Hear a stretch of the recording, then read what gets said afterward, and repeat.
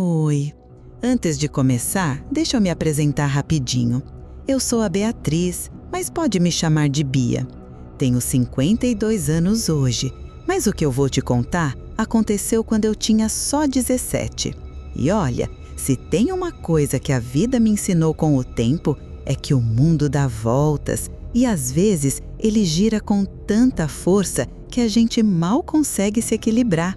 Já dizia minha avó, quem não tem juízo tem história para contar. E meu Deus do céu, a minha história é daquelas que você ouve e pensa, isso não aconteceu de verdade, né? Mas aconteceu. E ó, se você der uma risadinha no meio, tá tudo certo. Porque se eu não tivesse chorado tanto na época, hoje eu mesma não acreditaria que vivi isso. Enfim, deixa eu te contar do começo. Eu fui criada praticamente dentro da igreja. Minha mãe era do tipo que colocava a Bíblia embaixo do braço até para ir comprar pão. E meu pai, meu pai era um homem muito sério, que falava pouco, mas quando olhava já dava para entender tudo. Crescer nessa casa significava uma coisa: obediência. Em nome de Deus, claro. E tudo era pecado. Rir alto, usar saia acima do joelho, pintar a unha de vermelho, um horror. Agora imagina, eu, adolescente, com a cabeça a 1000 por hora, cheia de dúvidas, vontades e hormônios, trancada desse mundinho de não pode. Eu tentava ser a filha exemplar, ajudava nas quermesses, organizava os bancos da igreja antes das missas, participava do coral. Por fora, todo mundo me chamava de santa, mas por dentro tinha uma tempestade acontecendo que ninguém via. E foi nesse cenário que surgiu o Rafael. Ele era coroinha da paróquia vizinha, tinha 3 anos a mais que eu, olhos escuros e um jeito calmo que me deixava sem reação. A primeira vez que nos vimos foi no encontro de jovens da diocese. Ele me entregou uma vela, nossos dedos se encostaram e ali alguma coisa mudou. Eu senti um calor subir, um nervoso bom, daqueles que só adolescente sente. A partir dali, começou uma aproximação silenciosa, trocas de olhares durante a missa, bilhetinhos escondidos nos livretos de cântico, até que conseguimos nossos números. Começamos a conversar pelo celular escondido. Eu apagava tudo antes da minha mãe pegar o aparelho. Ele me mandava áudios com trechos de músicas cristãs e, às vezes, deslizava um "pensei em você hoje". Eu tremia só de ouvir, até que chegou o bendito retiro. Era um final de semana inteiro, numa casa simples, no alto de uma serra. Tudo muito rústico, cheio de silêncio e oração. No segundo dia, depois da adoração, a maioria foi descansar. Mas eu fiquei no andar de cima, numa salinha com uma cruz na parede, tentando entender o que sentia. Rafael apareceu ali, sentou do meu lado, ficamos em silêncio por um tempo. E então ele pegou minha mão, disse que eu era especial, que ele sentia algo diferente, que tinha medo de estar fazendo algo errado, mas mais medo ainda de perder aquilo. Eu lembro da sensação exata, minhas mãos suavam frio, meu coração batia na garganta e parecia que o chão tinha sumido. Quando ele me beijou, eu gelei, não de medo, mas de choque. Era minha primeira vez sendo tocada por alguém assim. O beijo virou abraço, o abraço virou entrega. A entrega aconteceu ali mesmo, com a luz baixa, o som distante das cigarras do lado de fora e o cheiro da madeira úmida preenchendo tudo. Quando acabou, só o silêncio. Ficamos deitados, lado a lado, ele segurando minha mão, eu encarando o teto, tentando entender o que tinha acabado de acontecer. Eu queria voltar no tempo, queria orar, queria fugir, mas só consegui dizer para mim mesma: e agora? Voltei para casa carregando uma culpa que doía no corpo. Minha mãe achou que eu estava cansada. Meu pai, como sempre, não disse nada. E a minha consciência gritava.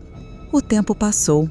2 semanas, 3, um mês. E aí, A dor física começou a acompanhar a dor da alma.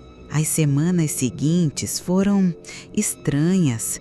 Meu corpo começou a dar sinais sutis, mas como eu estava mergulhada na culpa, não queria enxergar nada. Me convenci de que era psicológico, que era o peso do pecado me bagunçando por dentro. Só que meu corpo, ele sabia. Ele estava gritando a verdade enquanto eu tentava tapar os ouvidos. A primeira coisa que mudou foi o enjoo. Logo de manhã, eu senti o estômago embrulhar com o cheiro do café que minha mãe passava na cozinha. E olha que café era meu cheiro preferido. Mas agora, só o aroma me fazia correr para o banheiro. Depois veio o sono, um cansaço que parecia morar nos meus ossos. Eu piscava e já estava caindo de sono em qualquer canto. E meu peito, sensível, dolorido. Só de encostar a roupa já dava vontade de chorar. Eu sabia.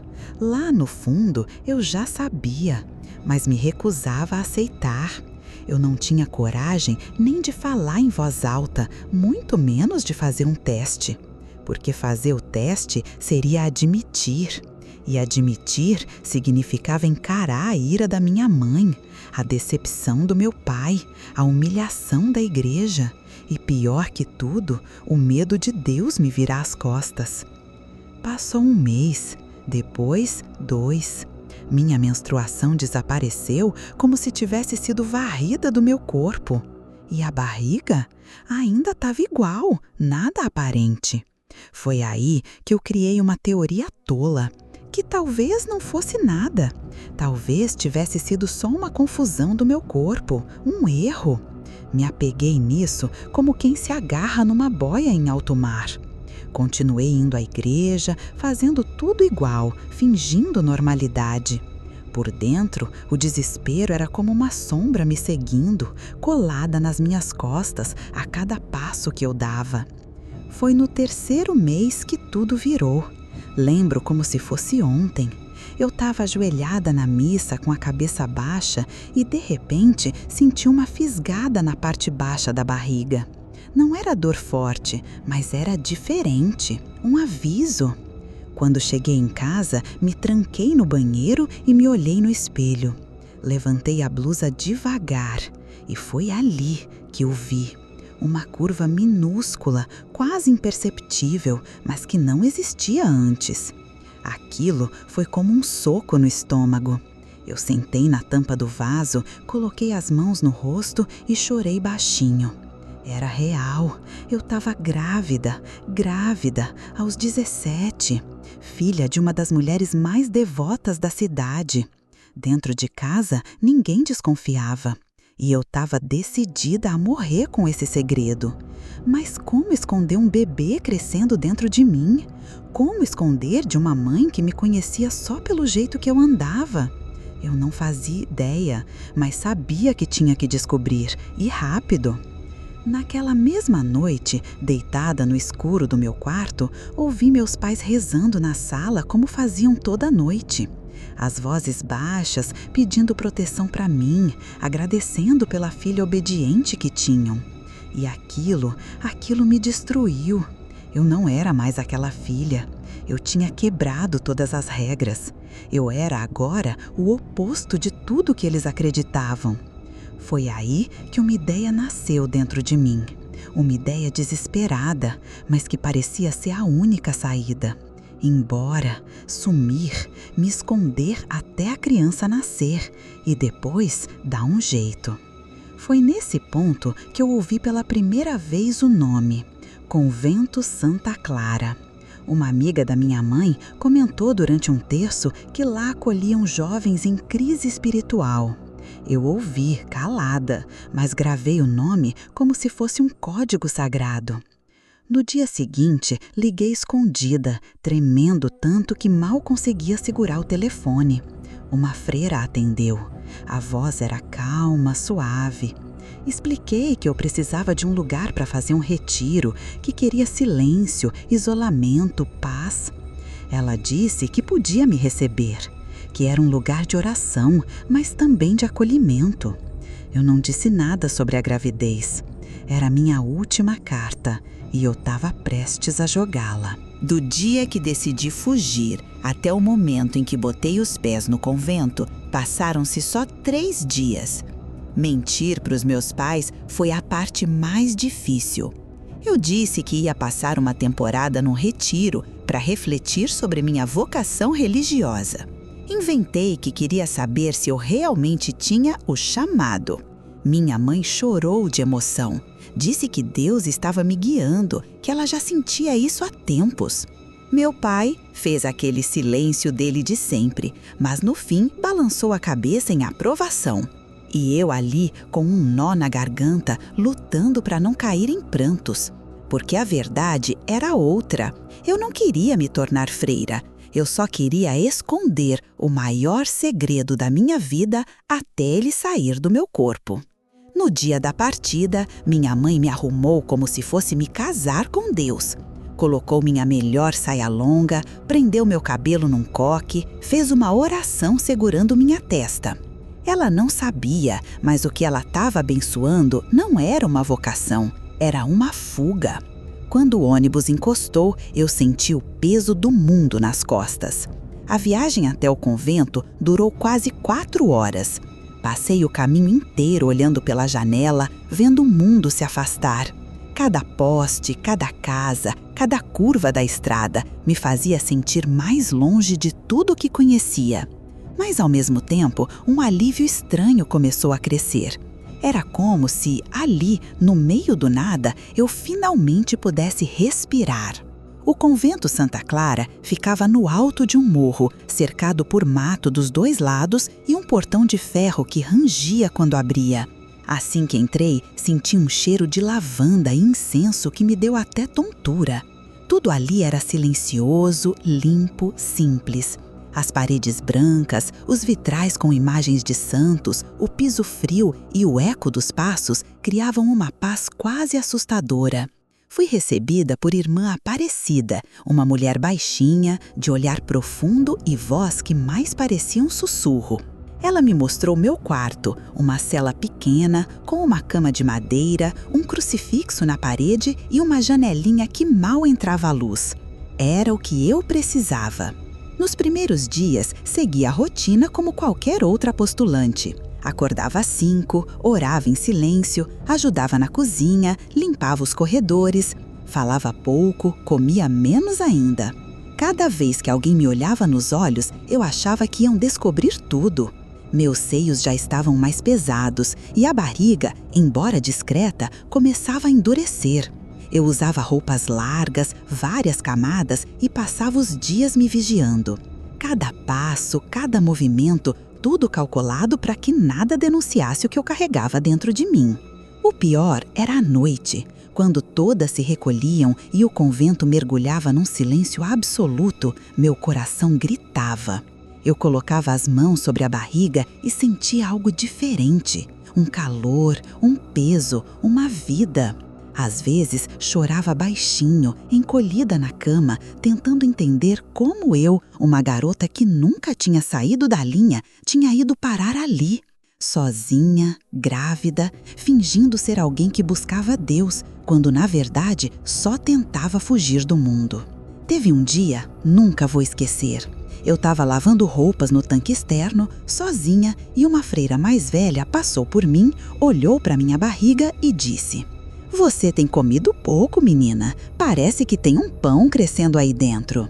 Eu congelei, não consegui nem rir, só balancei a cabeça e virei de costas. Naquele dia, chorei tanto que minha cabeça latejou.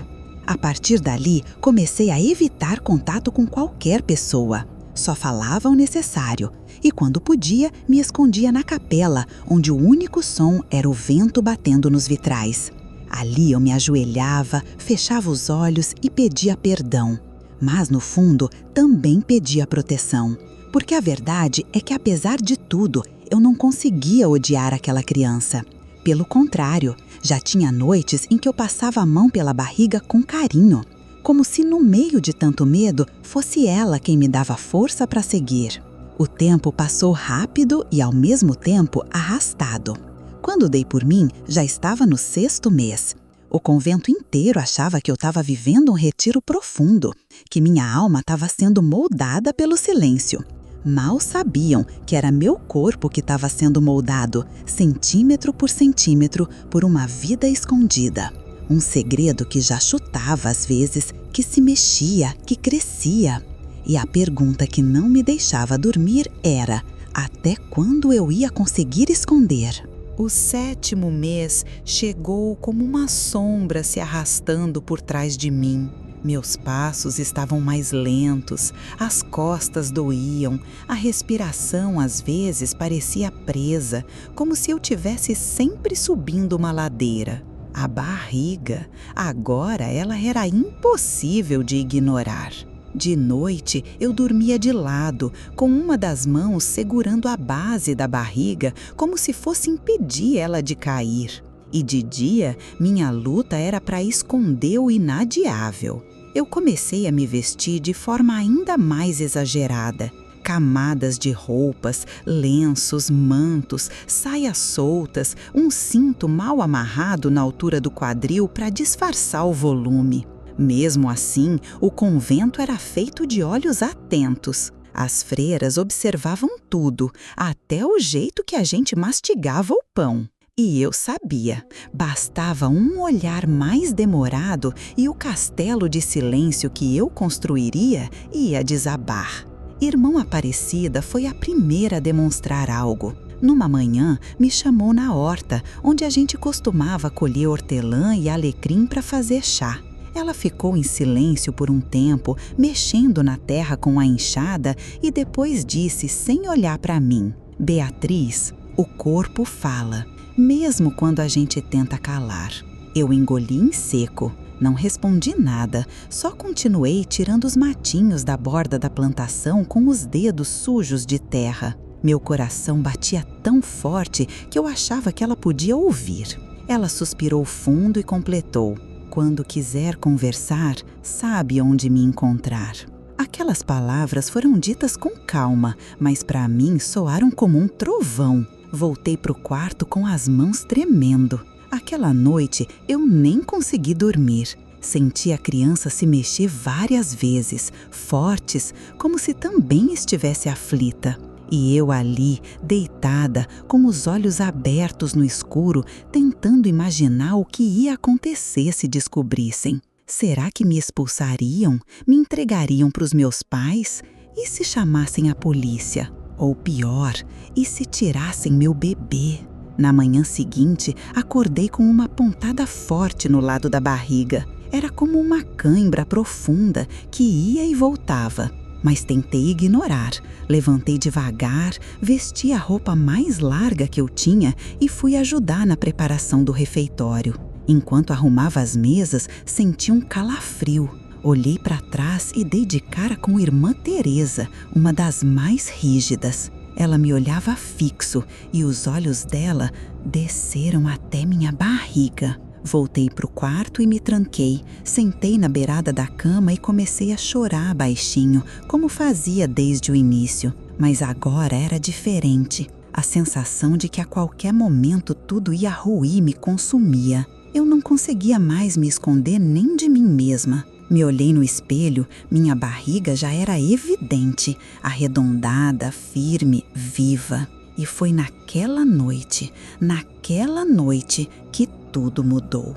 Estava quase dormindo quando senti uma dor diferente. Não era como as outras, era profunda, quente, como se o meu corpo estivesse se preparando para explodir por dentro. Me encolhi gemendo baixinho e ali, sozinha no escuro, eu percebi. O tempo tinha acabado. Meu filho queria nascer. A dor vinha em ondas, primeiro suaves, depois como pancadas por dentro. Era diferente de qualquer coisa que eu já tinha sentido. Começou no fim da noite, enquanto eu dobrava umas roupas no quarto, tentando distrair minha cabeça das suspeitas que já circulavam pelo convento. Senti uma fisgada na parte baixa da barriga e logo depois outra.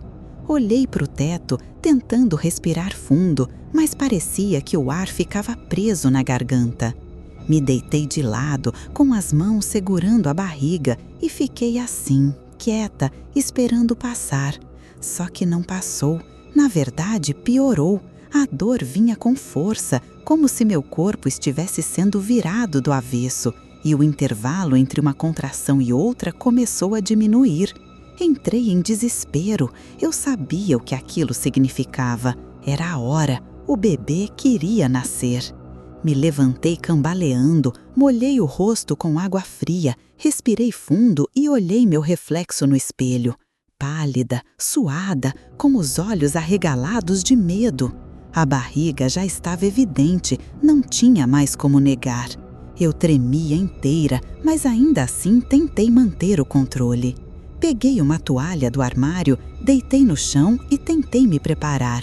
Mordi o travesseiro para não fazer barulho, mas quando a dor veio com força total, meu corpo me traiu. Um grito escapou da minha boca, rápido e agudo, como um pedido de socorro sufocado.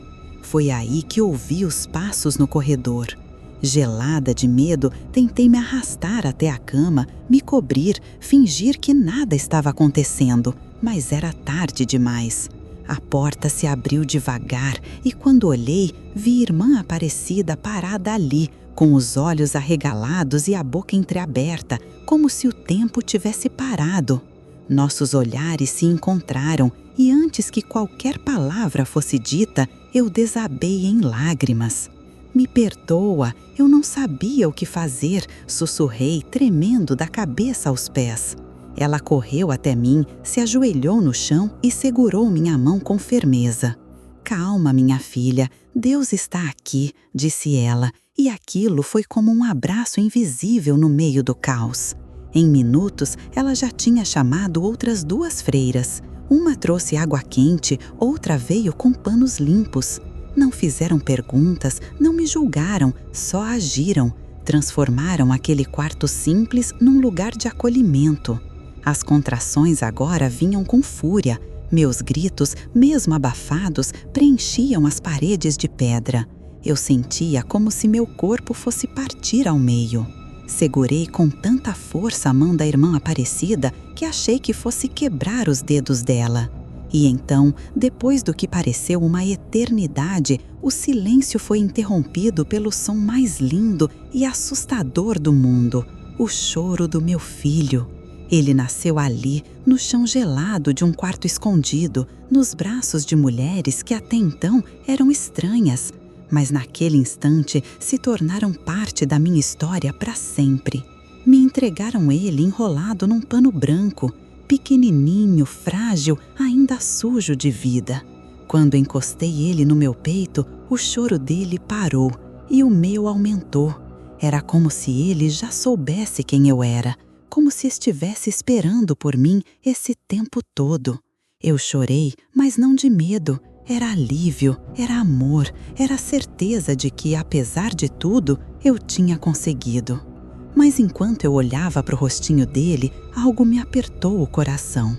Eu sabia que agora o mundo inteiro saberia do meu segredo e que nada, absolutamente nada, seria como antes. Logo depois do nascimento, o convento nunca mais foi o mesmo. As freiras ficaram em silêncio nos primeiros minutos, trocando olhares que falavam mais que palavras. Irmã Aparecida tomou a frente e, com um misto de firmeza e compaixão, chamou a Madre Superiora. Eu estava exausta, com o corpo tremendo e o bebê nos braços, sentindo cada pequeno suspiro dele contra o meu peito. A porta do quarto se abriu e a Madre Superiora entrou, vestida com sua túnica branca, seu rosto rígido, mas com um olhar que escondia dúvida. Ela me encarou por um longo instante e finalmente falou: "Beatriz, precisamos conversar." Aquelas palavras pesaram mais que qualquer pedra que eu já tivesse carregado.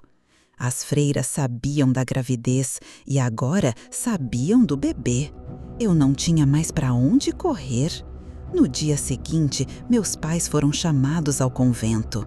O caminho até lá foi uma mistura de medo e vergonha que parecia apertar meu peito a cada passo. Meus pais chegaram com olhares severos e meus irmãos, curiosos, cochichavam entre si. Eu os vi entrar e o silêncio caiu como uma cortina pesada no quarto onde eu estava. Minha mãe não disse nada, só me olhou com uma mistura de decepção e tristeza, enquanto meu pai respirava fundo, como tentando controlar uma tempestade interna. Eles não sabiam o que dizer e eu também não. Só queria proteger meu filho, que dormia tranquilo no meu colo, alheio ao drama que cercava sua chegada. A partir daquele momento, minha vida mudou para sempre. O convento, que antes parecia um refúgio, virou um campo minado de olhares e fofocas silenciosas. Os dias se arrastavam e eu sentia o peso da culpa, do julgamento, mas também um fogo novo dentro de mim, o desejo de ser mãe, de proteger aquele pequeno ser que dependia totalmente de mim. Entre lágrimas e sussurros, comecei a perceber que minha fé não era mais a mesma. Aquela experiência brutal, escondida e solitária me fez questionar tudo. Mas também me deu força. A força para lutar, para seguir em frente, mesmo quando o mundo parecia desabar. Eu não era mais a menina que entrou no convento 9 meses antes. Eu era uma mãe, uma mulher marcada pela dor e pelo amor mais profundo que existe. E apesar de tudo, eu sabia que minha história estava apenas começando. Depois daquele dia, o convento virou uma prisão invisível. As freiras que antes sorriam de longe, agora evitavam até cruzar meu caminho. Eu sentia o silêncio delas como uma faca, cortando aos poucos minha vontade de respirar naquele lugar. A Madre Superiora não me expulsou, mas deixou claro que eu não era mais a mesma. Beatriz, sua presença aqui é uma prova de que até as maiores tempestades podem nascer do silêncio, mas você deve entender que o mundo lá fora não perdoa tão fácil. Essas palavras ficaram ecoando na minha cabeça enquanto eu segurava meu filho, que dormia em meus braços como se nada soubesse do caos ao nosso redor. Meus dias se transformaram em uma luta constante para manter o bebê escondido durante o dia, embalá-lo em silêncio e encontrar um mínimo de normalidade em meio ao que parecia um pesadelo. A fome, o sono interrompido, o medo de ser descoberta a qualquer momento me consumiam. Mas tinha algo que me dava forças, o olhar dele. Cada vez que ele me olhava com aqueles olhos grandes, brilhantes, eu sentia uma conexão que nenhum julgamento poderia destruir. Um dia, quase 3 meses depois do nascimento, aconteceu o que eu mais temia. Uma das freiras ouviu o choro do meu filho. Eu estava na cozinha, tentando esconder a presença dele enquanto fazia o café da manhã. Quando ouvi aquela voz sussurrando atrás de mim, o coração quase saiu pela boca. Beatriz, tem uma criança aqui? Foi um momento em câmera lenta. Eu não soube o que responder. As lágrimas começaram a escorrer e a verdade, por mais dolorosa que fosse, não teve como ser escondida mais. Aquela freira virou uma aliada inesperada, alguém que decidiu proteger meu segredo junto comigo. Foi o primeiro passo para uma rede de apoio dentro daquele lugar onde eu me sentia tão sozinha. Aos poucos, outras freiras também começaram a entender a situação e a atmosfera mudou, ainda que devagar. Eu aprendi que, mesmo no meio da dor e do julgamento, existe espaço para compaixão. E foi nessa mistura de medo, amor e esperança que comecei a sonhar com um futuro diferente. Um futuro onde eu e meu filho pudéssemos ser livres. Livre de vergonha, livre do passado e, principalmente, livre para sermos felizes. Os meses foram passando devagar, quase como se o tempo tivesse medo de avançar naquele convento que parecia um mundo à parte. Meu filho crescia forte, o olhar dele cada vez mais brilhante, e eu me transformava junto com ele. Cada sorriso dele era uma vitória contra o medo que me dominava. Eu mal dormia, sempre alerta para qualquer ruído que denunciasse nossa existência ali. À noite, quando o convento mergulhava no silêncio total, eu sentava na janela do meu quarto, olhando as estrelas, tentando encontrar uma resposta para tudo aquilo que estava vivendo. Era difícil entender como um lugar que deveria ser de paz podia se tornar uma prisão tão cruel. Mas no meio da escuridão, eu também sentia algo que nunca tinha sentido antes, uma força inexplicável, uma fé renovada que não vinha dos dogmas, mas do amor que eu sentia pelo meu filho. Com o tempo, fui ganhando confiança e apoio das freiras que me ajudavam discretamente, trazendo comida extra, roupas para o bebê, até mesmo livros para que eu pudesse continuar estudando enquanto cuidava dele. Elas se tornaram uma família improvisada, um refúgio dentro do refúgio. Ainda assim, a sombra do mundo lá fora me perseguia. Eu sabia que cedo ou tarde teria que encarar a verdade, contar para meus pais, para minha comunidade e, principalmente, me preparar para o que vinha depois. A responsabilidade de ser mãe tão jovem e sozinha era esmagadora, mas algo dentro de mim me dizia que eu podia, que eu precisava. E foi nesse misto de medo e esperança que comecei a planejar meu futuro. Um futuro onde meu filho e eu pudéssemos viver sem segredos, sem medo, onde o amor fosse mais forte que qualquer julgamento. Eu não sabia como, nem quando, mas estava determinada a encontrar esse caminho. Aquela era a minha luta e eu estava pronta para vencê-la. Os dias foram se transformando em semanas e as semanas em meses, até que chegou o momento que eu tanto temia, sair do convento. Não porque eu quisesse, mas porque sabia que ali não poderia ficar para sempre. Meu filho, agora com alguns meses, precisava de um futuro fora daquelas paredes frias e cheias de segredos. Eu peguei aquela criança no colo, que já começava a sorrir para mim com a inocência mais pura do mundo, e senti um misto de orgulho e medo. Saí do convento com o coração apertado, mas com a certeza de que aquela era a minha chance de recomeçar. Quando voltei para casa, enfrentei olhares, sussurros, julgamentos que cortavam como lâminas, mas a força que carregava dentro de mim era maior do que qualquer preconceito. Meus pais tentaram me afastar do bebê, disseram que aquilo era uma vergonha, que eu devia esquecer aquela criança, mas eu sabia que jamais conseguiria. Ele era a prova viva da minha coragem, da minha luta silenciosa e das noites em claro que passei sozinha.